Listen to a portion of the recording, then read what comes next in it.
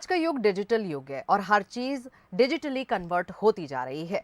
तो इस क्षेत्र की अगर बात करें तो यहाँ पर पेंटिंग भी अब अछूती नहीं रह गई है। आज डिजिटल पेंटिंग से यंगस्टर अपना करियर निखार रहे हैं।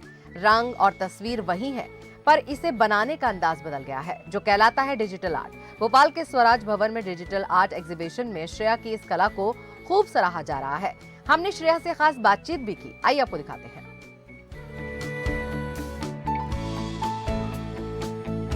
दोस्तों, जब हम बात करते हैं पेंटिंग के बारे में तो हमेशा हमारे दिमाग में एक ही ख्याल आता है, ब्रश के बारे में, कैनवस के बारे में और पेंट्स के बारे में।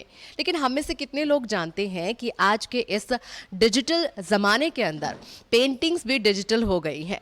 यानी कि अब इन पेंटिंग्स को कैनवस की, पेंट की, ब्रशेस की ज़रूरत नहीं है, अब एक डिजिटल प्लेटफॉर्म की ज़रूरत है। तो हमारे साथ इस वक्त मौजूद हैं श्रेया।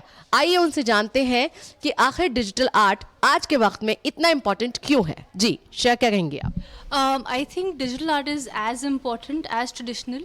बहुत इम्पॉर्टेंट है बिकॉज लर्निंग कर्व बहुत ज़्यादा है। मैं खुद एक ट्रेडिशनल आर्टिस्ट थी पहले, बट 10 ईयर्स तक मैंने आर्ट छोड़ दिया। उसके बाद मैंने got back to it. Main aspect है, मतलब you can play with colours and मेहनत उतनी ही लगती है, मतलब क्योंकि मैंने ये नोटिस किया लोगों को लगता है अच्छा डिजिटल है तो ऐसे छू के कुछ बन जाएगा। ऐसा नहीं है, इट्स वेरी एफर्ट उतना ही लगता है।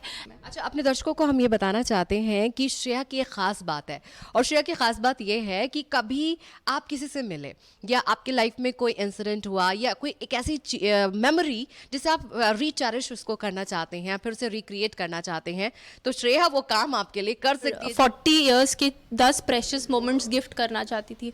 ये मोमेंट्स कहीं पे भी ना फ़ोन में है एंड ना कहीं किसी फ़ोटो एल्बम में, बट उन्होंने जिए हैं ये मोमेंट्स। तो फॉर इंस्टेंस ये इनकी शादी का मोमेंट था जहाँ पे ये इनके लिए बहुत प्रेशियस है। इसके अलावा हमारे दर्शकों के दिमाग में ये सवाल भी उठ रहा होगा कि अगर इस हॉबी को पैशन में तब्दील करना है, फिर पैशन से प्रोफेशन में तब्दील करना है, तो फिर इसके लिए क्या कुछ किया जा सकता है? मैंने जब स्टार्ट किया था, मैं पहले डिजिटल मार्केटर थी, उसके बाद मैंने इंजीनियरिंग की, बट मैं डिजिटल मार्केटर थी। I carved my path, but art was always a part of my life. तो लेकिन मैं उतनी कॉन्फिडेंट नहीं थी कि क्या मैं इसको प्रोफेशन में कन्वर्ट करूँ। तो अगर कोई ऐसा इंसान है जो बडिंग आर्टिस्ट है, so it's very important for that person to identify कि भाई आपको वो पैशन की तरह रखना है या आपको उसको कन्वर्ट करना है प्रोफेशन में।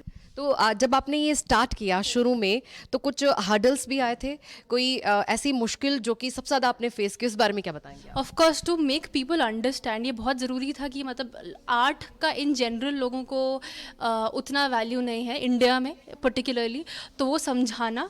एंड ऊपर से digital art, like I said, लोगों को लगता है कि मतलब आप टच करेंगे और कुछ कोई सॉफ्टवेयर आपके लिए बना रहा है। At the end of it hand drawn है, तो उसमें उतना ही एफर्ट है। दूसरे कुछ थे कि मतलब लोगों को समझाना कि price point, how do you price it, price point में लोगों को समझाना कि why is it priced like that, क्योंकि आपकी मेहनत है उसमें। तो कैसे अपनी हॉबी को पैशन बनाना है और पैशन को कैसे प्रोफेशन बनाना है, ये सीखना बहुत ज़रूरी है। कैमरामैन अश्विनी सिंह के साथ मैं शाहिदा आतिफ, बंसल न्यूज़।